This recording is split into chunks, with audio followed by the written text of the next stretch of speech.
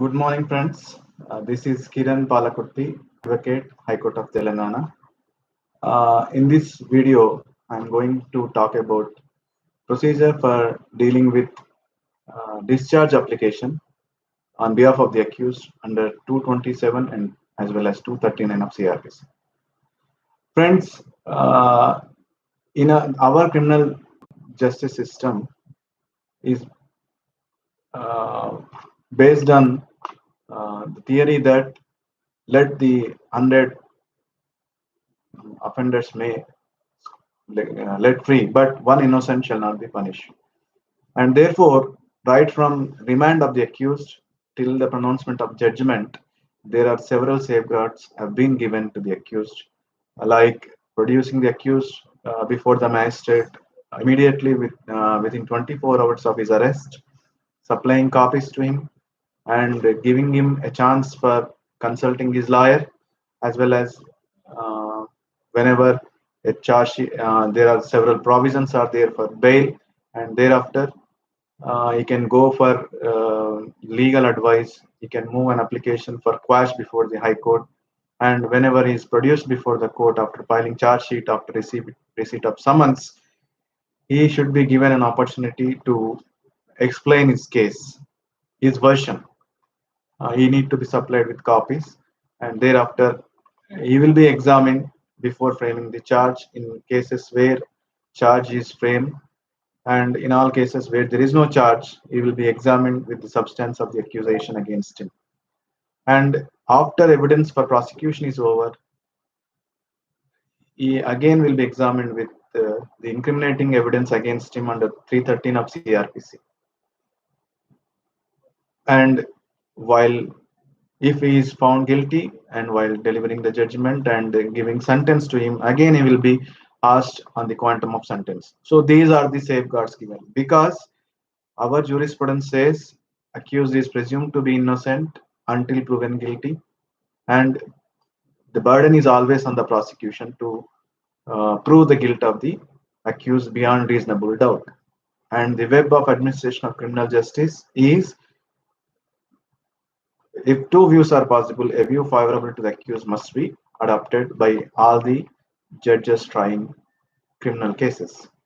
So, friends, one of the safeguards is filing an application for discharge. If anyone feels that he is wrongly implicated in a case, and if he had any material to prove his innocence with him, uh, he need not go for trial. He can move an application for discharge under section 239 before the magistrate court, and as well as 227 before the court of session. So because undergoing a criminal trial is a severe harassment to the accused, because he will be deprived of his life and liberty, and he will be asked to attend the court several times, and he will lose his valuable freedom. So, friends, the discharge application can be filed before a charge can be framed, and normally courts would the provisions under 227 and 239 say an hearing should be there before framing charge, and by taking clue from those provisions, accused can file discharge applications. So the question is, when how to deal with those discharge applications. Whenever an application for discharge is filed, the concerned judge, presiding judge, has to see whether there is any prima facie ground for proceeding against the accused.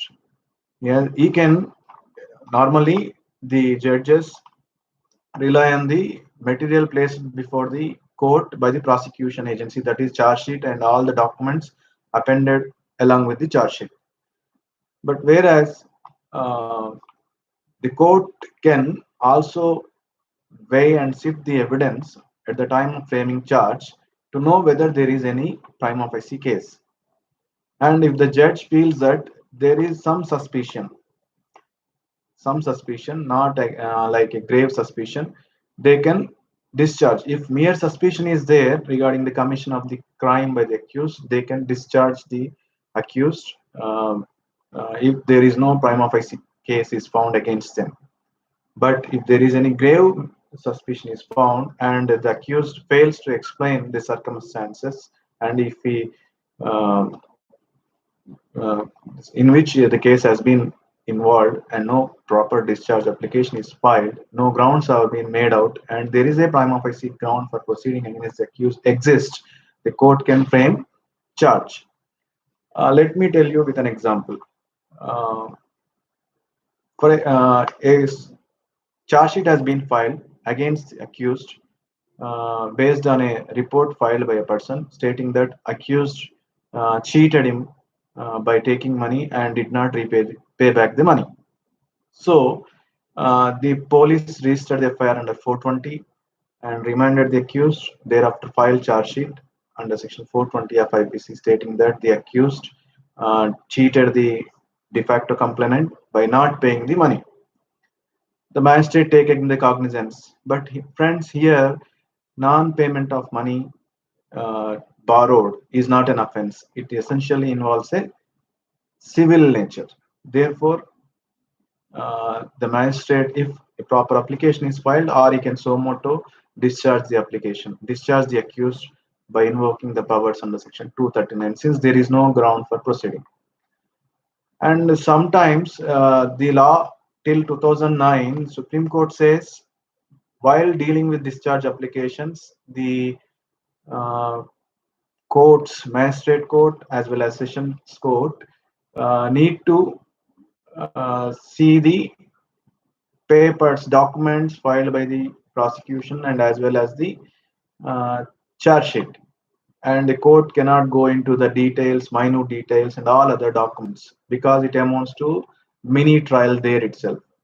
But what happened in 2009, the Supreme Court said if the accused is possessing any document which could destroy the case of the prosecution at the threshold, then the accused can be discharged and the court can look into the document. The court can uh, discharge him, rely on the said document for allowing the application under section 239 as well as 227. I'll give you one example. Police filed a charge sheet against a accused on the ground that he possessed a revolver firearm without any license. A charge sheet has been filed, uh, but in fact, the accused is having the license to possess the said revolver and it is in force. Therefore, the accused can file an application under this charge and um, can get his case and can get himself discharged from the case by moving an application for discharge before the concerned court. So this is a procedure, friends, for filing an application for discharge. And there are three judgments of the apex court touching the subject. They are very important. One is Dilawar Balu Kurane versus State of Maharashtra, 2002, 2 SCC 135. And the other is Yogesh alias Sachin Joshi versus State of Maharashtra, 2008 10 SEC 394. And regarding the receipt of document and uh, considering the document filed by the accused along with an application for discharge, the Supreme Court held in Rukmini Navrekar versus Vijay Satardekar, AR 2009, Supreme Court 1013. So these three judgments are important on this subject. So friends, if you like my video, please subscribe my channel and keep on updating videos like this. Thank you.